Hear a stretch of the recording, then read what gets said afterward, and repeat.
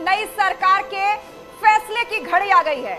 बस आज की रात बाकी है और सुबह से जनता का फैसला लोगों के सामने आ जाएगा। वो किसकी सरकार बनाना चाहते हैं और किसको और इंतजार करवाना चाहते हैं, ये सब कुछ बिल्कुल साफ होगा। और उससे पहले सियासी हंगामा ईवीएम पर केंद्रित हो चुका है।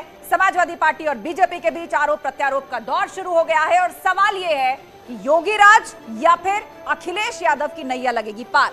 क्या होगा यूपी और उत्तराखंड में इस बार? थोड़ा और इंतजार और उसके बाद जनता की फिर से सरकार। इस रिपोर्ट को देखिए और उसके बाद पूछेंगे सवाल। बताइए जनाब, क्यों है आखिर विवाद? लेकिन उससे पहले ये रिपोर्ट। नई सरकार किसकी बनेगी इस बार? ईवीएम ले जाई जा रही थी, एक ट्रक पकड़ा गया, 2 ट्रक लेकर के भाग गए। अगर सरकार चोरी नहीं कर रही थी, ये वोट की चोरी जो नहीं कर रही थी, तो कम से कम बताए कि एक गाड़ी रोक ली, पकड़ी गई, लाइव है, अभी भी हम लाइव देख सकते हैं, 2 गाड़ियां क्यों भागी? ये ईवीएम और वो ईवीएम आपस में बिल्कुल भी कनेक्टेड नहीं है। ये सारी चीज़ स्पष्ट की जा रही हैं। यहाँ पे कुछ लोगों का आरोप है कि कुछ अधिकारियों ने सख्ती की, तो उसकी भी हम जांच करवा लेते हैं कि कोई सख्ती की बात हुई कि नहीं हुई। हालांकि यहाँ पे सारे लोग इकट्ठे हैं और बातचीत है। योगी राज या अखिलेश की नया लगेगी पार? ये लोकतंत्र का आखिरी चुनाव है।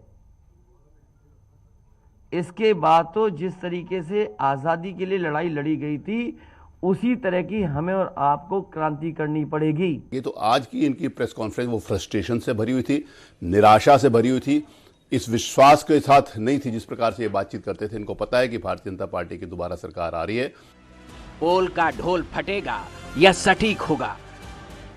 मैं एग्जिट पोल पर बोलना नहीं चाहता था, लेकिन जो एग्जिट पोल आए हैं वो कहीं ना कहीं परसेप्शन ये क्रिएट करना चाहते हैं कि हाँ भारतीय जनता पार्टी जीत रही है, जिससे वो चोरी भी करें, अगर वो भी ना पता लगे कि हाँ चोरी हुई है। हार की संभावना स्पष्ट तौर से देख करके इस प्रकार की बयानबाजी उनकी हताशा का परिचायक है। और मुख्यमंत्री कार्यालय और किसी अधिकारी का नाम लेना, इससे ये साबित हो गया है कि जो एग्जिट पोल आए हुए हैं वह निश्चित तौर से सच हैं लगभग। थोड़ा और इंतजार, जनता की सरकार। चोरी से ईवीएम बदलने की नीयत से ये घटनाएं घटी हैं, उसकी शिकायत हम लोगों ने यहाँ किया है। और डीएम और कमिश्नर जब तक वहाँ रहेंगे तब तक न्याय मतगणना सही नहीं हो सकती है। ये वही हवा है, वही सपा है, जनता जिनसे खफा है, मन बना लिया करना इनको दफा है। और 10 मार्च को अखिलेश यादव जी कहेंगे ईवीएम बहुत बेवफा है। न्यूज 18 का खास शो देखिए महाबहल।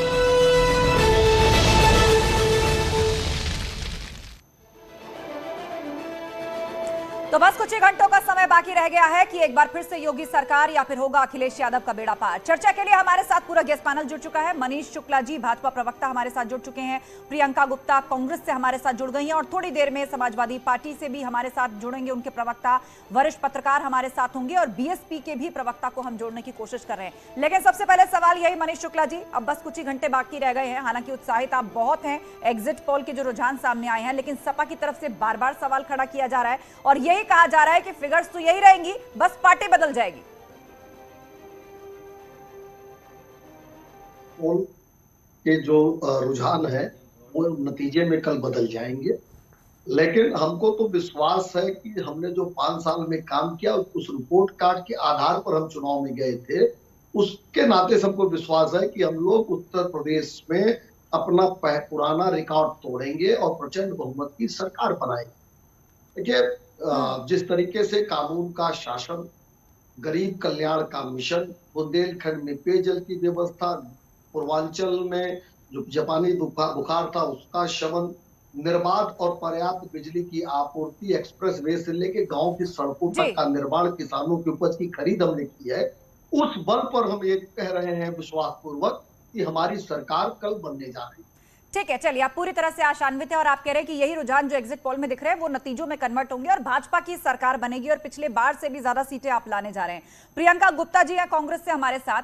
प्रियंका जी, एग्जिट पोल में जो रुझान सामने आए हैं उसमें कांग्रेस की परिस्थिति 2017 से आगे बहुत चमत्कारिक नहीं है, लगभग वैसी सीटें आपको मिलते हुए यहां भी नजर आ रही हैं। महिला कार्ड खेलकर आप मैदान में आए थे, आपने भर्तियों का मुद्दा उठाया, आपने महंगाई की बात की, लेकिन ऐसा लगता नहीं कि जनता को आपकी बात समझ में आई। देखिए, एक तो मैं ये कहना चाहूंगी कि कोई महिला कार्ड नहीं था, ये महिलाओं का सम्मान था जो हमारी पार्टी ने किया। और प्रियंका गांधी जी ने राजनीति में महिलाओं की एक जगह बनाई है, जो मुझे लगता है ये एक शुरुआत है और इसका अंत नहीं है कोई, क्योंकि महिलाएं आज समझ चुकी हैं कि कांग्रेस पार्टी कर सकती है तो अन्य पार्टियां भी कर सकती हैं। दूसरी बात मैं ये कहना चाहूंगी कि ये जो एग्जिट पोल का जो आप दिखा रहे हैं, मैं उस पर कोई विश्वास नहीं रखती। समय कल से शुरुआत होगी, कल दूध का दूध और पानी का पानी हो जाएगा। वास्तविकता ये है कि आज लोग महंगाई से पूरी तरह से त्रस्त हैं। और आप ये एग्जिट पोल जिस तरह से दिखा रहे हैं, दूसरी तरफ मैं ये भी देख रही हूँ कि पेट्रोल डीजल के दाम 15 रुपए से ऊपर बढ़ने वाले हैं। तो क्या वो भी सच है? यहाँ पे बैठे हैं मनीष जी, बता दें उनकी तो सरकार है, क्या होने वाला है कल? ठीक है, चलिए उनसे इस बात का जवाब लेंगे कि अब चुनाव जो है वो खात्मे की तरफ है और विपक्ष अब इस मुद्दे को भी जोर शोर से आगे रख रहा है कि क्या पेट्रोल डीजल के दाम जो है वो बढ़ जाएंगे, क्योंकि चुनावी मौसम था, उस वक्त सरकार ने जोखिम नहीं लिया, अब आगे इस तरह से कुछ होने जा रहा है। हमारे साथ समाजवादी पार्टी से मुजफ्फर खान जी भी जुड़ गए हैं और जुड़ गए हैं एमएच खान साहब, बीएसपी के प्रवक्ता भी। तो अब मुजफ्फर खान जी, कुछ ही घंटों का वक्त बाकी रह गया है और अब भी आप अपनी बात पर कायम है कि वोटों की चोरी हो रही है, ईवीएम का ध्यान रखा जाए। आपके जो तमाम नेता या प्रत्याशी दूरबीनें लगा लगा के सेंटर्स पर नजर रख रहे हैं। क्यों नहीं रखनी चाहिए? क्या जनता का जो कीमती अमूल्य वोट होता है उसकी हिफाजत करना क्या कोई गुनाह है? देखिए, जिस तरह से वाराणसी के अंदर, सोनभद्र के अंदर और बरेली के अंदर तो ईवीएम पकड़ी गई है, और सच्चाई ये है कि पहले डीएम वाराणसी जो है वो क्या कह रहे थे और फिर वाराणसी के कमिश्नर ने क्या कहा, ये आप देखिए। यही समाजवादी पार्टी की चिंता है और हम लोगों का मानना है कि इस समय लोकतंत्र को बचाना है।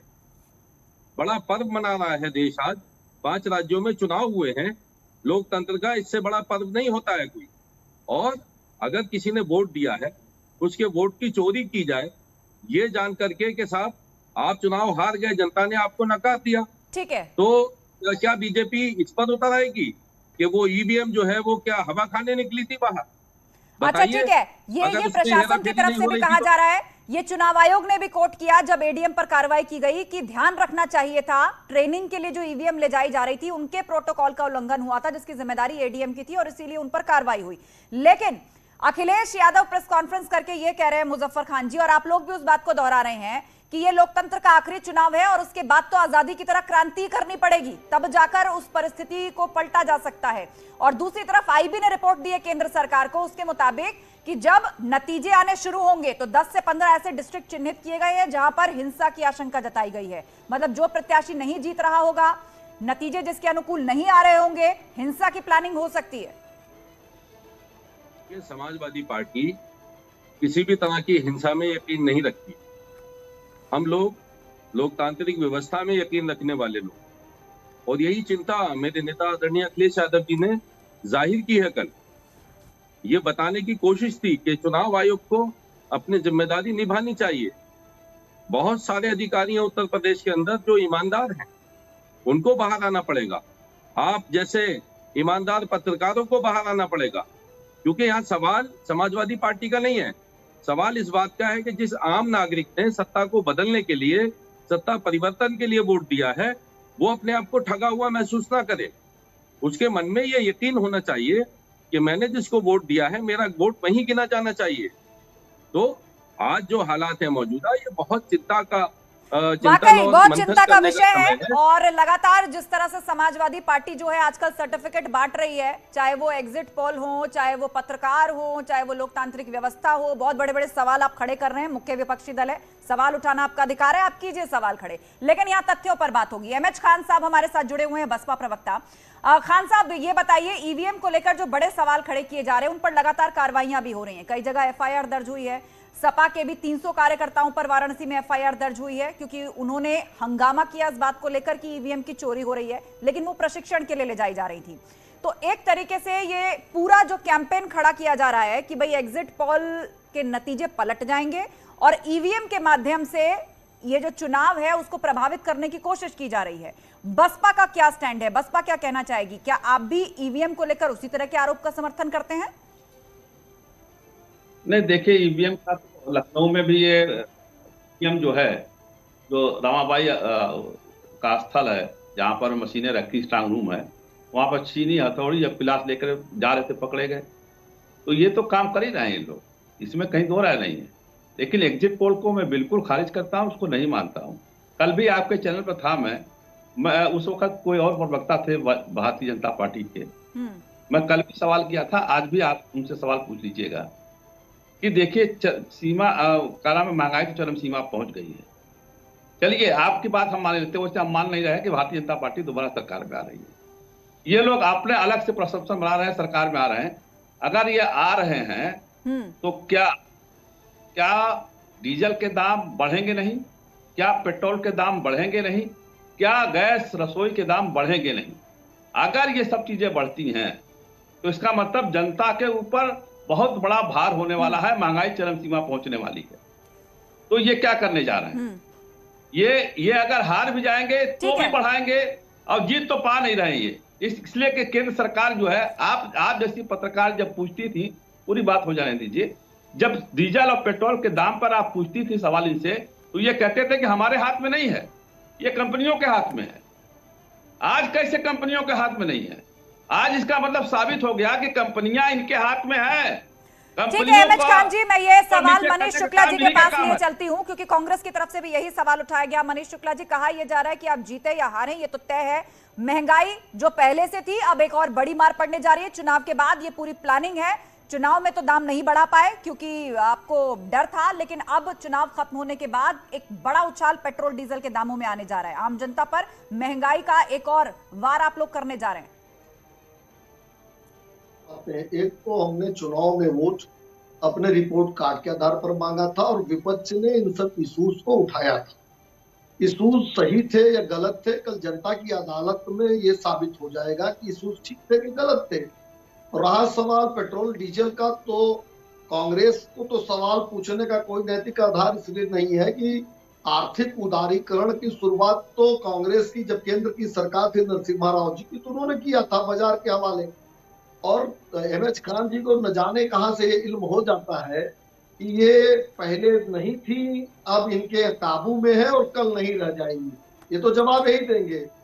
लेकिन अगर जो भी पढ़ा लिखा व्यक्ति है, जो भी जानता है पॉलिसीज को, वो ये सवाल नहीं खड़ा करेगा।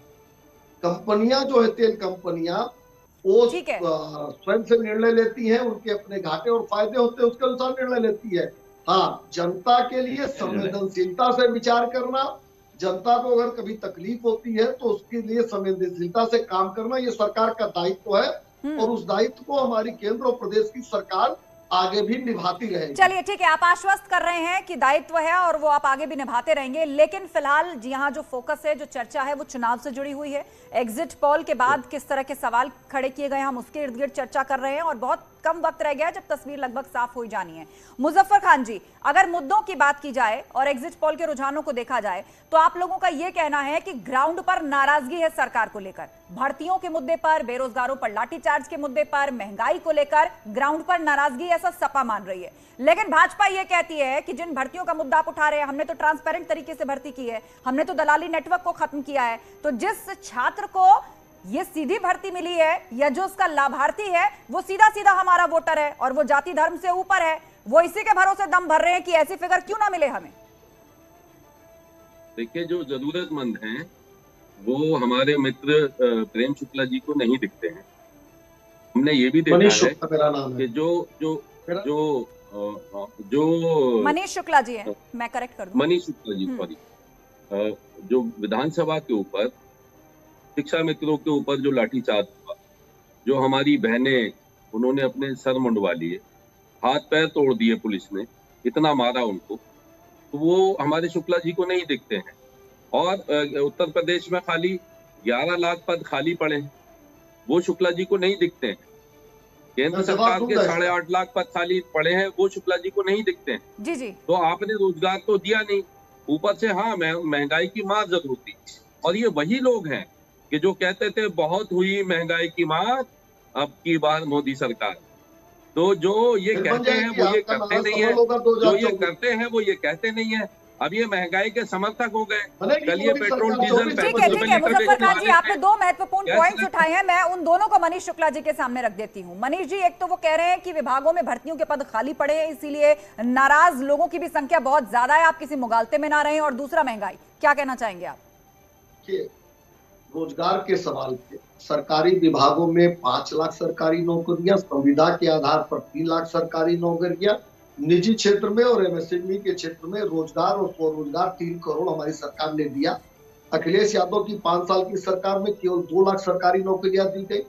लोक सेवा आयोग पर वहां के छात्रों ने लिख दिया यादव सेवा आयोग। 65 एसडीएम होते थे तो 56 एक जात के होते थे। पुलिस में भर्तियां कैसे होती थी सबको पता है।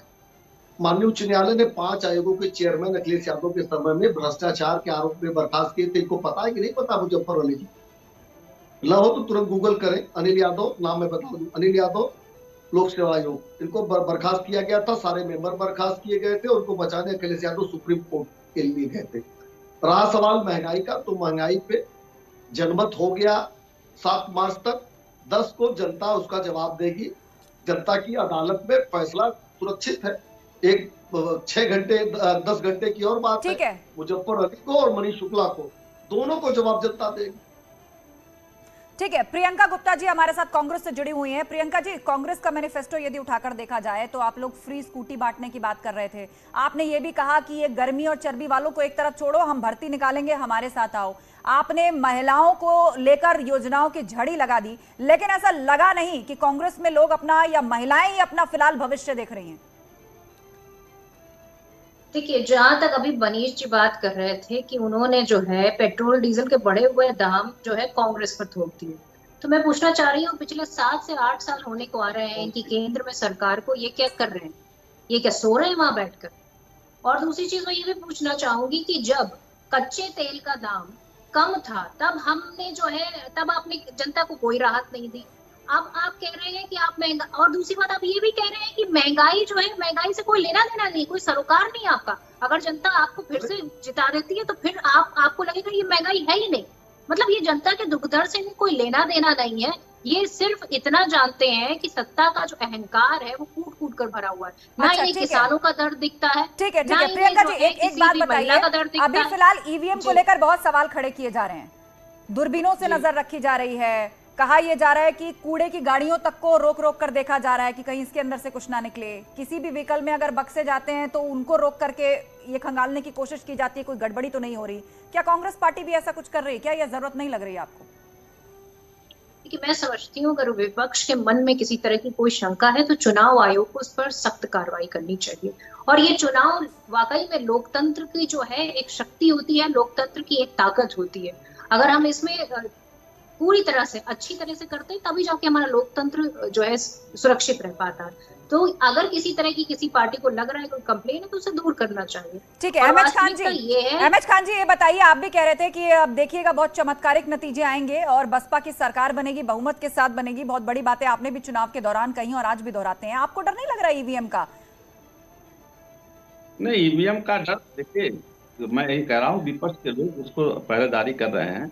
पहरेदारी कोई नहीं कर रहा तो भारतीय जनता पार्टी के लोग नहीं कर रहे हैं। भारतीय जनता पार्टी के लोगों को चिंता ही नहीं है, इसलिए कि उन्होंने अपने आदमी बैठा रखे हैं। और अभी मनीष शुक्ला जी ने हमको अनपढ़ बता दिया और लोगों को अनपढ़ पढ़ा दिया। भाई आप पढ़े लिखे आदमी हैं, बधाई हो आपको, आप पढ़े लिखे आदमी हैं, आपको बधाई है। नहीं, आपने साफ कहा कि पढ़े लिखे लोगों की ये बातें होती हैं। भाई मैं मान लिया मैं अनपढ़ हूँ, मैं कह रहा हूँ मैं अनपढ़ हूँ, आप मुझसे ज्यादा काबिल हैं, मुझसे ज्यादा पढ़े लिखे हैं, बहुत विद्वान है, मुझसे ज्यादा पढ़े लिखे आप हैं, मुझसे ज्यादा काबिल आप हैं। लेकिन आप देखिए ना, आप विद्वान भी हैं, आप विद्वान भी हैं, मैं आपको कमेंट नहीं करूंगा। अच्छा ठीक है, आप दोनों आपस में इस तरह मत लड़िए। मैं इस पे कमेंट नहीं करूंगा। विषय पर जवाब, विषय पर फोकस रखिए, विषय पर फोकस। वही मैं कह रहा हूं। जी एमएच खान जी, बोलिए आप बोलिए, जवाब पूरा कीजिए। हाँ, मनीष शुक्ला जी विद्वान आदमी, मनीष शुक्ला जी उनको जवाब देने दीजिए। खान साहब जवाब पूरा कीजिए। बहुत पढ़े लिखे विद्वान। नहीं, मैं कह रहा हूँ ना, आप भी बोल रहे हैं बीच में। आप देखिए दिक्कत मनीष जी आप शांत हो जाइए। एमएच खान साहब अपना जवाब पूरा कीजिए। मैं शांत इसलिए नहीं होऊंगा, गलत आरोप लगा रहे हैं। मैं अच्छा ठीक है, मैं आपको बोलने का मौका दूंगी, मैं आपके पास आऊंगी, लेकिन एक बार अपनी बात पूरी कर ले एमएच खान जी। देखिए, भारतीय जनता पार्टी के लोग कहीं नहीं लग रहे हैं कि हम भी जरा सा ईवीएम को सुरक्षा कर लें। क्यों नहीं लग रहे हैं? शंका पैदा हो रही नहीं हो रही।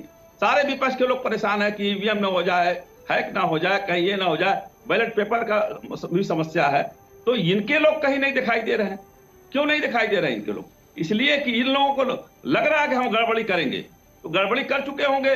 अभी लखनऊ में जो पकड़े गए हैं लोग, ये छीनी हथौड़े के साथ एटीएम पकड़ा गया है स्ट्रांग रूम के पास। अच्छा ठीक है, आप वही बात दोहरा रहे हैं जिस तरह के इंसिडेंट कोट कर रहे हैं, लेकिन मेरा एक सवाल सभी लोगों से है, चाहे वो सत्ता पक्ष हो या विपक्ष हो। सुप्रीम कोर्ट तक ये मामला जा चुका है, ईवीएम टैंपरिंग का, हैकिंग का, किस तरह का ये डिवाइस है, इसको मैनेज किया जा सकता है नहीं। तो आप लोगों को भी ध्यान होगा, मैं चाहूंगी कि करके आप सब इस पर रिएक्ट करें। सुप्रीम कोर्ट ने खुद इनवाइट किया था कि ठीक है हम समय रख रहे हैं, आप आइए, एक्सपर्ट को लेकर आइए, तमाम पॉलिटिकल पार्टीज को कहा था और आके दिखाइए ये कैसे टैंपर हो सकती है, दिखाइए ये कैसे हैक हो सकती है। एक भी विपक्षी दल नहीं पहुंचा। जब सही फोरम पे बात पहुंची, एक भी विपक्षी दल नहीं पहुंचा। आज सब कह रहे हैं कि ध्यान रखिए छेनी हथौड़ा जा रहा था, ध्यान रखिए हैक ना हो जाए। सबसे पहले मुजफ्फर खान साहब। देखिए, जो मौजूदा हालात कल से हम लोगों ने देखे, ऐसा लोकतंत्र में पहले देखने को नहीं मिला। ये सरकारी सिस्टम पूरा इसी बात पर लगा दिया गया हो, और खास तौर से कि जो आपका एग्जिट पोल आया है, वो एग्जिट पोल भी एक बड़ी वजह है अधिकारियों पे दबाव डालने का कि हम लोग आ रहे हैं, और वो लोग जो इनकी बात सुनने को तैयार नहीं है भाजपा के साथियों की, उन लोगों पे एक अलग प्रेशर है। तो अब सबसे खास बात आज की ये है कि जो डीएम वाराणसी ये कह रहे थे कि हम डेमो के लिए मशीनें मंगाई थी, एक तो वो गलत साबित हो गए, क्योंकि उनकी बात को कमिश्नर साहब ने ही नकार दिया। कमिश्नर साहब ने ये माना कि हाँ वहाँ गलती हुई है, और इस गलती के लिए कही जा रही है मुजफ्फर जी की प्रोटोकॉल में हुई है कि जिस प्रोटोकॉल के तहत ईवीएम्स को एक से दूसरी जगह ले जाया जाता है, जो उसकी सिक्योरिटी होती है, जो पूरा प्रोसीजर होता है, उसमें वायलेशन हुआ, और वो ट्रेनिंग के लिए ईवीएम थी, वो ईवीएम्स नहीं थी जिसमें वोट कैद हुआ है। हम वही कह रहे थे। हाँ। ये देखिए, जिस पर सवाल उठाए जाएं तो वो काम जो है आप धड़ल्ले से कर रहे हैं, खुल्लम खुल्ला। लोगों का कीमती वोट आपने ले लिया, ईवीएम में डाल दिया, और उसे कूड़े की गाड़ी में लेके जा रहे हैं आप बरेली के अंदर। क्यों? सोनभद्र के अंदर आपका जो है एसडीएम ईवीएम चुरा के लिए चले जा रहे थे। तो समाजवादी पार्टी ने हर एक घटना की जांच की है चुनाव आयोग से, और इसको लेकर के हम लोग हाई कोर्ट भी जाएंगे। ठीक है, ठीक है, आप कह रहे हैं कि कोर्ट तक ये मामला लेकर जाएंगे, ये यहीं शांत होने वाला नहीं है। मनीष शुक्ला जी जवाब दीजिए, वो तो शहरों के नाम लेके एक एक घटना बता रहे हैं कि क्या क्या हुआ है, लेकिन आपका जवाब मैं लूं उससे पहले एक और बड़ी खबर हमें ईवीएम विवाद से जुड़ी मिल रही है, और वो ये कि चुनाव आयोग ने एक और कार्रवाई की है। ईवीएम विवाद से जुड़ी हुई एक और बड़ी खबर, चुनाव आयोग ने कार्रवाई की है। वाराणसी से जुड़ी ये खबर है, एडीएम ईवीएम प्रभारी हटा दिए गए हैं। बरेली से खबर आई है, आरओ एडीएम अफसर हटा दिए गए हैं। सोनभद्र से खबर आई है, एसडीएम भी हटा दिए गए हैं, और संत कबीर नगर में लेखपाल पर एफआईआर दर्ज हुई है। वो तमाम शहर जिनके नाम उछाले जा रहे थे कि यहां पर ईवीएम्स के साथ गड़बड़ी और धांधली हो सकती है, जिन के पास जिम्मेदारी थी, चुनाव आयोग ने उन पर कार्रवाई कर दी है।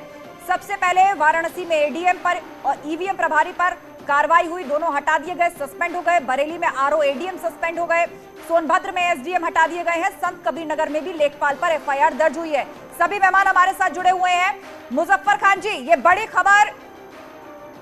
बड़ी खबर जो हम दे रहे हैं, जिन घटनाओं का आपने जिक्र किया उन सब पर एक्शन हुआ है, अब क्या कहेंगे आप? देखिए, इसमें सीधे सीधे गलती अगर दोष है किसी का तो डीएम वाराणसी का है। उनको क्यों बचाया जा रहा है? एक सवाल तो ये है हमारा कि जो वहां का मुखिया हो, जिसके अधीन सारे अधिकारी काम कर रहे हो, उसको क्यों बख्शा जा रहा है? और खास तौर से इस चुनाव में देखिए, ये जो हो रहा है वो जनता सब समझ रही है। बीजेपी ने एक माहौल तैयार किया है कि जो जिस तरह से एग्जिट पोल आए हैं कि लोगों के जहन में ये पहुंचा दिया जाए कि भारतीय जनता पार्टी चुनाव जीत रही है, और उसके बाद हम चोरी करके ईवीएम इधर से उधर करके हम जो है चुनाव जीत ले। पोस्टल बैलेट जो है उसमें भी गड़बड़ी होगी। ये समाजवादी पार्टी आदरणीय रामगोपाल यादव जी ने पहले ही चुनाव आयोग को लिख दिया था इसके लिए। तो मेरा कहना यह है कि देखिए, हम लोग लगातार रखा रहे हैं हम लोग वहां बैठे चलिए हुए ठीक हैं है, बिल्कुल। और फिलहाल इसीलिए ये आपको लोग लग रहा है पकड़े कि गए कोई गड़बड़ी ना हो जाए, इसीलिए सपा और उसके तमाम कार्यकर्ता बाकी विपक्षी दलों से भी यही अपील कर रहे हैं कि सब लोग ध्यान रखें, ईवीएम को निशाना ना बनाया जाए, उसके माध्यम से वोटों की चोरी ना हो। दूसरी तरफ चुनाव आयोग है, एक एक करके तमाम एक्शन ले रहा है और भाजपा इसको हार की हताशा करार दे रही है। आप सभी मेहमानों का बहुत शुक्रिया इस चर्चा में शामिल होने के लिए। और अब हमारे साथ एक खास मेहमान संजय कुमार जी जुड़ रहे हैं, सीएसडीएस है, नोएडा स्टूडियो से हमारे साथ हैं और उन्हीं से हम समझने की कोशिश करेंगे। संजय जी, सवाल यही कि विपक्षी दल एक सुर में एग्जिट पोल को चैलेंज कर रहे हैं। वैसे ये कोई नई बात नहीं है, जिसके पक्ष में रुझान आते नहीं दिखते वो उसे चैलेंज करता ही है, लेकिन यहां तक कहा जा रहा है कि ये पेड है, इससे एक परसेप्शन क्रिएट करने की कोशिश की जा रही है, उनकी ऑथेंटिसिटी पर सवाल उठाए जा रहे हैं, उनकी फंडिंग पर सवाल उठाए जा रहे हैं। तो आखिर इसकी विश्वसनीयता, इतना शोर शराबा क्यों है, आंकड़े जनता के फैसले के इर्द गिर्द क्यों नहीं होते, इस तरह का सवाल उठाया जा रहा है। इसको किस तरह समझाएंगे परिस्थिति को आप? कई सवाल आपने पूछ दिए जी। आपने ये कहा कि एग्जिट पोल के अनुमान हैं वो जब चुनाव के नतीजे आते हैं उसके इर्द गिर्द क्यों नहीं होते। मुझे लगता है आंकड़ों को खंगाल के देखने की जरूरत है। ऐसा नहीं होता कि हर बार एग्जिट पोल फेल होते हैं, कई बार एग्जिट पोल के नतीजे, एग्जिट पोल के अनुमान नतीजों के बिल्कुल करीब होता है। तो थोड़ा सा सहम के ध्यान रख करके मिलाने की जरूरत है कि कितनी बार एग्जिट पोल फेल हुए। अब लेकिन फेल और पास का पैमाना क्या है, डायरेक्शन मानना, एग्जैक्ट नंबर ऑफ सीट्स जो एग्जिट पोल बताती है, क्या उतनी ही सीट आएंगे तभी हम उसे सही मानेंगे। तो मुझे लगता है अगर हम ऐसा उसको सही मानने लगे तब तो हम कहेंगे कि बहुत सारे एग्जिट पोल फेल हुए। लेकिन डायरेक्शन देखने की बात है कि क्या डायरेक्शन सही था। ये जरूर है कि कभी कभी फासला बहुत बड़ा होता है, तो ये एक ब्रश से सबको पेंट कर देना कि सारे एग्जिट पोल फेल होते हैं, ऐसा होता नहीं है। कई बार एग्जिट पोल सही भी होते हैं और कभी कभी एग्जिट पोल फेल भी होते हैं। दूसरी बात, पेड हैं, पैसे के द्वारा किए जा रहे हैं, किसी खास पार्टी के द्वारा कराए गए हैं। मैं ये पूछना चाहता हूं कि इसका फायदा क्या होगा। अगर प्री पोल सर्वेज की बात करें कि उससे एक परसेप्शन बनाने की बात होती है, तब तो समझ में आती है बात कि शायद भाई एक परसेप्शन बनाने की कोशिश हुई, क्योंकि कई बार ऐसा होता है जो पार्टी जीतती भी दिखती है उसके पक्ष में कुछ लोग झुक जाते हैं। मतलब और उन्हें से पहले यदि ऐसा हो, आप ये समझाना जी, प्री पोल जब जो चुनाव के पहले जब किए जाते हैं तो। लेकिन एग्जिट पोल को पेड कर करके बनाना और किसी खास पार्टी के लिए जीत दिखाना, इसका कोई अर्थ नहीं दिखाई पड़ता, कम से कम चुनावी नतीजों के हिसाब से। मैं आपके सामने रखती हूं, उसके लिए सपा की तरफ से मुख्यतः ये कहा जा रहा है क्योंकि ईवीएम में गड़बड़ी करनी है, इसीलिए एग्जिट पोल के माध्यम से ये माहौल बनाया जा रहा है कि भाजपा आ रही है ताकि वोटों की चोरी हो और किसी को शक ना हो। ये क्रोनोलॉजी बताई गई है। देखिए, इतना बड़ा राज्य, यूपी 403 विधानसभा क्षेत्र और इतनी भारी पैमाने पर ईवीएम में गड़बड़ी करने की साजिश की जा रही है। दूसरे राज्यों में क्यों नहीं हो रहा? दूसरे राज्यों में भी तो चुनाव हैं, वहां इस तरह की चर्चा नहीं हो रही है। तो मुझे लगता है कि ये बहुत एक तरह से अंदेशा जो है वो दिमाग की उपज है। ऐसा कुछ होता हुआ नहीं दिखाई पड़ता। एक दो जगह कुछ मिस्टेक्स हो जाती हैं, कुछ जो स्टेप्स हैं उसमें कुछ गड़बड़ियां रह जाती हैं, लेकिन ये मान लेना ये सब एक साजिश के तहत किया जा रहा है, पूरी साजिश है। और साजिश का हिस्सा क्या है? पेड एग्जिट पोल कराओ, पहले एग्जिट पोल में पार्टी को जीतती हुई दिखाओ और उसके बाद उस आधार पर ईवीएम को बदला जाए, छेड़खानी की जाए। मुझे लगता है इतनी बड़ी साजिश अगर पार्टी करने में जुट जाए, उससे तो अच्छा कम मेहनत में चुनाव जीता जा सकता है।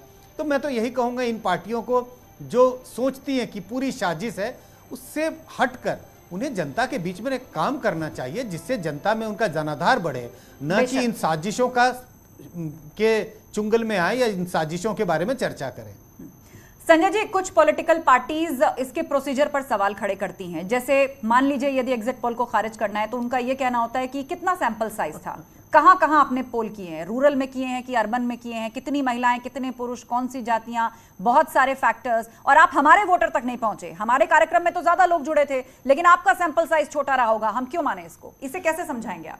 नहीं, मुझे लगता है कि इस बात का मैं पक्षधर हूं, ट्रांसपेरेंसी होनी चाहिए। आजकल ये दिक्कत है कि एक आंकड़ा आ जाता है, बिल्कुल जैसे जादुई आंकड़ा, पता नहीं कभी कभी सर से आसमान से टपकता है। न कोई मेथोडोलॉजी है, कहां किए गए, कैसे हुआ, उसकी पूरी विधि सामने आनी चाहिए। ट्रांसपेरेंसी का मैं पक्षधर हूं, पूरी ट्रांसपेरेंसी। कितनी कंस्टिट्यूएंसी, कौन से लोकेशंस, मैं नाम की नहीं बात कर रहा, कितने लोकेशंस, कौन से वोटर थे, कौन का मतलब उसका प्रोफाइल बताया जाए, किसके द्वारा सपोर्टेड था, तमाम ट्रांसपेरेंसी। इससे जनता का भरोसा बनेगा और इस तरह की जो संभावनाओं का जिक्र किया जाता है, पेड हैं, किसी पार्टी के द्वारा कराए जा रहे हैं, इन सब पर कुछ विराम लगेगा। अगर पूर्ण विराम न लगे तो कम से कम कॉमा फुल स्टॉप तो लगना ही लगेगा। तो मुझे लगता है ट्रांसपेरेंसी का मैं भी पक्षधर हूं। ऐसे आंकड़ों को टीवी चैनलों को, अखबारों को नहीं दिखाना चाहिए जो उसके बारे में कुछ खुलासा नहीं करते। कम से कम दर्शकों को यह तो पता होना चाहिए कि ये इसकी पूरी ट्रांसपेरेंसी का मैं पक्षधर हूं और ऐसी रिक्वायरमेंट है हिंदुस्तान में। जी जी संजय जी, आप जिस ट्रांसपेरेंसी की बात कर रहे हैं, मैं चाहूंगी कि क्योंकि दर्शक हमारे साथ जुड़े हैं, वो देख रहे हैं, अलग अलग सियासी दलों से भी जाहिर सी बात है उनके भी कार्यकर्ता देख रहे होंगे ये शो, तो जिस ट्रांसपेरेंसी की आप बात कर रहे हैं, पैरामीटर्स क्या होते हैं? एक आइडियल एग्जिट पोल को अगर देखा जाए तो किस तरह उसे किया जाता है, कैसे सामने रखा जाता है, सैंपल साइज क्या होता है, लोकेशंस किस हिसाब से सेलेक्ट की जाती हैं, और डेटा जब बनाया जाता है तो उसमें किन किन चीजों को खास तौर पर लिखा जाना चाहिए या जिसको नोट किया जाना चाहिए?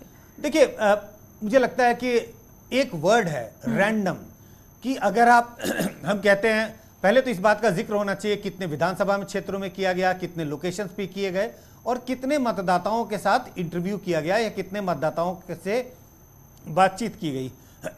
तो ये ट्रांसपेरेंसी होनी चाहिए पूरी। और जिस बात की जरूरत है, ये प्रोफाइल ऑफ वोटर्स हम कहते हैं कि आपने जो 2000, 5000, 10,000, 20,000, 50,000 मतदाताओं से साक्षात्कार किया या जो डेटा इकट्ठा किया, ये मतदाता कौन है, इसमें पुरुष महिलाओं का अनुपात कितना है, ग्रामीण और शहरी मतदाताओं का अनुपात कितना है, इस तरह से जो तमाम प्रोफाइल है, अलग अलग जातियों के मतदाताओं का अनुपात क्या है, इससे ट्रांसपेरेंसी होगी। ये पता चलेगा कि किसी खास समुदाय के वोटरों का ज्यादा प्रतिनिधित्व तो नहीं है, कम तो नहीं है। तमाम ऐसे पोल्स होते हैं, एग्जिट पोल्स होते हैं जिसमें महिलाओं का जो इंटरव्यू है वो बहुत कम होता है। ऐसे में एग्जिट पोल के गड़बड़ होने की या गलत होने की गुंजाइश है। हम जानते हैं, इतनी चर्चा हो रही है महिलाओं का वोट और पुरुषों का वोट अब एक अलग तरह से पड़ने लगा है हिंदुस्तान के चुनाव में। तो इस ट्रांसपेरेंसी की मैं बात कर रहा हूं। ये सारी चीजें दर्शकों को दिखाना चाहिए, उन्हें पढ़ने के लिए मिलना चाहिए। अखबार में अगर ये सब पोल्स छप रहे हैं तो कम से कम ये बेसिक डिटेल्स जरूर आने चाहिए दर्शकों के सामने। बिल्कुल, तो आपने विस्तार से बताया कि कौन सी डिटेल्स हैं और कौन से वो पैरामीटर्स हैं जिनको ध्यान में रख के एग्जिट पोल्स किए जाते हैं। लेकिन संजय जी, लोग बार बार कोट करते हैं, जहां जहां एग्जिट पोल का जो अनुमान था वो गलत साबित हुआ। जैसे पश्चिम बंगाल हाल ही में हम देख लें तो तमाम विपक्षी पार्टियां उसी को कोट करती हैं और कहती हैं कि देखिए सबके आंकड़े धरे के धरे रह गए, सब कुछ हवा हो गए और इस बार भी वैसा ही उलटफेर होने वाला है। तो फिलहाल जो हम रुझानों को देखें उठा के एग्जिट पोल के, कि आपको लगता है कि इतना बड़ा उलटफेर और जिस तरह का नंबर दिया जा रहा है 250 प्लस 300 प्लस, क्या इतना बड़ा उलटफेर संभव है कि डाटा यही रहे और पार्टी बदल जाए? देखिए, एक तो यह है कि जो अगर एक एग्जिट पोल गलत होती है तो वो सबको याद रहता है। अगर आप लोगों से ये पूछें कि वो एग्जिट पोल कौन से हैं जो सटीक हुए थे, कोई इसका जिक्र नहीं करेगा। लेकिन आप राजस्थान, मध्य प्रदेश, छत्तीसगढ़, ऐसे तमाम एग्जिट पोल हैं जो बड़े सटीक हुए थे, लेकिन उसका कोई जिक्र नहीं करेगा। आपने जो दूसरी बात की, मुझे नहीं लगता कि यूपी के जो एग्जिट पोल के जो अनुमान हैं वो इतने गलत साबित होंगे कि बिल्कुल नतीजे उलट जाएं, समाजवादी पार्टी चुनाव जीत जाए और बीजेपी हार जाए। ऐसा होते हुए तो मुझे बिल्कुल दिखाई नहीं पड़ता। एक्सटेंट ऑफ विक्ट्री जो बीजेपी की है उसके बारे में अभी भी दुविधा रह सकती है, असमंजस रह सकता है। क्या बीजेपी और उसके सहयोगी 220-40 का आंकड़ा पार करेंगे या वो 260-70 पे जाके टिकेंगे, या ये भी संभव है कि बीजेपी और उसके सहयोगी 300 का आंकड़ा पार कर जाएं। मुझे लगता है इस बात पे तो एक तरह से मुहर नहीं लगाई जा सकती, अभी इसकी गुंजाइश बनी रहेगी। लेकिन मैं नहीं मानता कि एग्जिट पोल इतने खराब किए गए हैं कि पूरे नतीजे ही पलट जाएं जब कल वोटों की गिनती हो। बिल्कुल संजय जी, उत्तराखंड के परिप्रेक्ष्य में भी मैं बात कोट करना चाहूंगी। वहां तब भी एक दो एजेंसीज हैं जो ये कह रही हैं कि सरकार कांग्रेस की आ सकती है, मतलब पार्टी बदल सकती है। कुछ लोग भाजपा की सरकार भी प्रेडिक्ट कर रहे हैं। लेकिन उत्तर प्रदेश के अंदर एक नहीं, दो नहीं, लगभग सभी एजेंसीज ये कह रही हैं कि भाजपा की सरकार आ रही है और नंबर भी 200 प्लस ही जा रहा है, कहीं 250 प्लस और कोई कोई तो 300 प्लस तक दे रहा है। तो आपको लगता है कि एक साथ इतनी एजेंसीज यदि इस नतीजे पर पहुंची हैं तो क्या किसी सर्वे में किसी गड़बड़ झाले की गुंजाइश हो सकती है? डेटा इधर से उधर हो सकता है या मैनिपुलेट किया जा सकता है? नहीं, मुझे बिल्कुल नहीं लगता है कि डेटा मैनिपुलेट किया जा रहा है, डेटा इधर से उधर किया जा रहा है। देखिए, कोई भी व्यक्ति जब सर्वे करता है, वो एग्जिट पोल करता है, सर्वे करता है, सभी को ये उम्मीद रहती है कि उसका सर्वे सटीक हो, उसका एग्जिट पोल सटीक हो। कोई जानबूझकर गलत नहीं करता। तो अब ये किसने उसको फंड किया वो सब एक अलग चर्चा है, लेकिन मुझे नहीं लगता कि डेटा में इतनी हेराफेरी हो सकती है, गड़बड़ी हो सकती है, और उसकी कोई वजह नहीं है कि हेराफेरी करके किसी एक पार्टी को जीतते हुए दिखाया जाए, क्योंकि उससे वोटरों के मन पर कोई फर्क नहीं पड़ सकता, क्योंकि ऑलरेडी वोटरों ने वोट डाल दिया है। तो इसी के लिए इस तरह की हेराफेरी की कोई गुंजाइश मुझे दिखाई नहीं पड़ती है। फंडिंग का आपने जिक्र किया और इसी को लेकर कुछ विपक्षी दलों ने सवाल भी उठाया कि ये एग्जिट पोल तो जी फंड किए जाते हैं, वरना आप पूछिए एजेंसियों के पास कहां से आता है इतना पैसा जो एग्जिट पोल होता है, और हर साल एजेंसियां बढ़ती ही जा रही हैं पोल करने वाली। नहीं, फंड तो किए, बिल्कुल फंड तो किए जाते हैं, इसमें पैसों का खर्च है, लेकिन सवाल यह है कि ये फंड किसके हैं। अगर मुझे लगता है अगर वो पार्टियों ने भी पैसा दिया है, लेकिन अगर एग्जिट पोल करने वाले ट्रांसपेरेंसी के साथ कर रहे हैं, ईमानदारी से कर रहे हैं, तो उसमें कोई हर्ज नहीं है। ये एक बड़ी इंडस्ट्री के रूप में बनता जा रहा है, मैं मानता हूं, क्योंकि इसमें बहुत पैसों की जरूरत होती है। जब आप कहते हैं हमने 20,000, 30,000, 50,000, 1 लाख वोटरों का सर्वेक्षण किया है, उनसे डेटा इकट्ठा किया, तो लोग जाते हैं फील्ड में, तो उस पर खर्च होते हैं, तो बिल्कुल फंडिंग की जरूरत होती है। ये तो कोई नहीं कह सकता कि इतना बड़ा एग्जिट पोल बिना फंडिंग के किया गया, किसी ने अपने जेब से पैसे लगाए। तो एक बाजार तो है, ये जैसे जो तमाम बिजनेस होते हैं, ये भी उसका पार्ट बनता जा रहा है, इससे मैं इनकार नहीं करता जी। और इसके अलावा अगर टाइमिंग की बात करें तो आखिर कितने पहले से एक आइडियली एग्जिट पोल का होना शुरू हो जाता है, ग्राउंड पर जाकर लोगों से बातचीत शुरू हो जाती है? क्योंकि कई बार हमने देखा है कि चुनाव आते आते बहुत सारे ऐसे इंसिडेंट्स देश या विदेशों से जुड़े हुए कोई बयान या कोई घटना ऐसी हो सकती है जिसके चलते फ्लोटिंग वोटर जो है कई बार अपना मन बदल लेता है। नहीं, देखिए एग्जिट पोल क्या है, ये दर्शकों को बताना बहुत जरूरी है। एग्जिट पोल चुनाव के दिन होता है, वोटिंग के दिन होता है। वो एग्जिट जैसे ही वोटर अपना वोट डाल करके पोलिंग बूथ से बाहर आता, उसी वक्त उसके ओपिनियन लिए जाते हैं, उसके बाद उससे पूछा जाता है कि उसने किस पार्टी को वोट किया। तो एग्जिट पोल चुनाव के पहले नहीं होता, एग्जिट पोल एग्जैक्ट उसी दिन होता है जिस दिन वोट डाले जाते हैं। तो इसमें पहले और बाद में होने की कोई गुंजाइश नहीं है, इस बात का ध्यान रहे, दर्शकों को बिल्कुल क्लियर करना चाहता हूं। ओपिनियन पोल पहले होते हैं, एग्जिट पोल सिर्फ और सिर्फ वोट के दिन होता है, चुनाव के दिन होता है। बिल्कुल, बहुत विस्तार से और बहुत बारीकी से आप समझा रहे हैं संजय जी। मैं ये भी चाहूंगी कि आप बताएं कि क्या ये भी मैटर करता है कि कितने चरणों में चुनाव हो रहा है, क्योंकि बहुत सी सियासी पार्टियां जब चुनाव की अनाउंसमेंट होती है तो उस पर भी आरोप लगाती हैं, उसकी तारीखों को लेकर, उससे भी जोड़कर देखती हैं, उसके चरणों को जोड़ के देखती हैं। नहीं, देखिए पहले एक समय था जब चरणों में जब चुनाव होते थे अलग अलग चरणों में, तो हर चरण के बाद एग्जिट पोल के नतीजे दिखा दिए जाते थे। इलेक्शन कमीशन ने इस पर रोक लगा दी है। अब आपको पता है कि अगर 7 चरणों में चुनाव है तो आप एग्जिट पोल के आंकड़े चरणबद्ध कलेक्ट तो कर सकते हैं, लेकिन दिखा नहीं सकते, क्योंकि इस बात का अंदेशा है कि अगर एग्जिट पोल के अनुमान दिखाए गए तो उससे वोटरों के मन में असर पड़ता है। अगर आपने फर्स्ट फेज के अनुमान दिखा दिए तो दूसरे, तीसरे, चौथे और आगे वाले चरणों में इसका असर पड़ सकता है। इस वजह से एग्जिट पोल में अगर अलग अलग चरणों में चुनाव होते हैं तो आप डेटा तो इकट्ठा कर सकते हैं, लेकिन फाइनली वो जो एस्टिमेट है एग्जिट पोल का, वो आखिरी चरण के बाद ही दिखाया जाता है, बीच में नहीं दिखाया जाता, जिससे वोटरों के मन में इसका कोई असर ना पड़े। बिल्कुल, और इसी सब के चलते कोर्ट ने आदेश दिया है और अब ऐसा होता है कि हर चरण के बाद एग्जिट पोल नहीं दिखाए जाते, जब वोटिंग खत्म हो जाती है उसी के बाद ये एग्जिट पोल जो है वो सामने रखे जाते हैं। इसके अलावा हम महिलाओं और पुरुषों की बात करें, फिलहाल जो आंकड़ा आप देख रहे हैं उत्तर प्रदेश के एग्जिट पोल का, तो लोग कह रहे हैं कि इसमें महिलाओं की इस बार वोटिंग में बहुत बड़ी भागीदारी रही है। महिलाओं ने बढ़ चढ़कर वोट किए हैं और महिलाएं जो हैं वो जाति धर्म से ऊपर उठकर भी कई बार ऐसे मुद्दे सोचती हैं कि हमें किसकी तरफ जाना है। और अब वो समय भी नहीं रहा जब एक परिवार में मान लीजिए 4 सदस्य हैं, वो चारों मन बनाते थे, एक पार्टी को वोट करके जाते थे। तो ऐसा भी हो सकता है कि महिलाएं कुछ और राय रखती हूँ, पुरुष कुछ और राय रखती हूँ। तो इसमें मेल फीमेल रेशियो किस हिसाब से रखा जाता है एग्जिट पोल में, जब उनकी राय ली जाती है, डेटा नोट किया जाता है, तो किस हिसाब से मेल फीमेल रेशियो होता है ताकि आंकड़ा पता लगाया जा सके कि किसका मूड या रुझान किस तरफ जा रहा है? मैं इसी बात का जिक्र पहले कह रहा था, सैंपल प्रोफाइल का। अगर वोटरों के में 48% फीमेल हैं तो ये अपेक्षित है कि सैंपल में भी उनकी तादाद, उनका अनुपात उतना ही होना चाहिए जितना वोटरों में है। तो अगर एग्जिट पोल कई बार इस तरह फेल होते हैं कि महिलाओं का आपने कम ओपिनियन लिया और पुरुषों का ओपिनियन ज़्यादा ले लिया, महिलाएं और पुरुष अलग अलग तरीके से वोट कर रहे हैं, तो ओपिनियन पोल के गलत होने की गुंजाइश है। हर समुदाय, चाहे वो महिला और पुरुष की बात करें, चाहे अलग अलग जातियों के मतदाताओं की बात करें, अलग अलग धर्म के मतदाताओं की बात करें, ये अपेक्षित है, एक अच्छे एग्जिट पोल में अपेक्षित है कि अलग अलग समुदाय, धर्म, जाति के मतदाताओं का प्रतिनिधित्व सैंपल में उतना ही होना चाहिए जितना कि वो टोटल वोटर्स में है। अगर उसमें उसके अनुपात में गड़बड़ी हुई तो वोट के आकलन में गड़बड़ी होने की पूरी गुंजाइश होती है। और अगर आपने वोट का आकलन गलत किया तो सीटों का आकलन में गलती होने की और भी गुंजाइश होती है। अभी फिलहाल यदि जो आंकड़े हम उठाकर देखें, जो एग्जिट पोल के रुझान में सामने आए हैं, तो आपको लगता है उनको देखकर कि इस बार जो वोटर है वो बटा नहीं है जातियों में? जिसको भी चुना है एक तरफा चुना है वोटर्स ने। बिल्कुल जातियों में बटा है, ऐसा नहीं मानना कि वोटर जातियों में नहीं बटा है, बटा हुआ है। लेकिन यह अलग बात है कि कुछ जाति के वोटर किसी खास पार्टी के साथ हैं तो दूसरी जाति के वोटर किसी दूसरी पार्टी के साथ हैं। बिल्कुल जातिवार वोटर दिखाई पड़ते हैं। ये तो कल जब चुनाव के नतीजे आ जाएंगे तो इस पर विस्तृत रूप से विश्लेषण किया जा सकता है। लेकिन जो प्राइमरी आंकड़े जो अभी कुछ जो आंकड़े देखने को मिल रहे हैं, बिल्कुल जातिगत आधार पर वोटर साफ साफ बटे हुए दिखाई पड़ते हैं।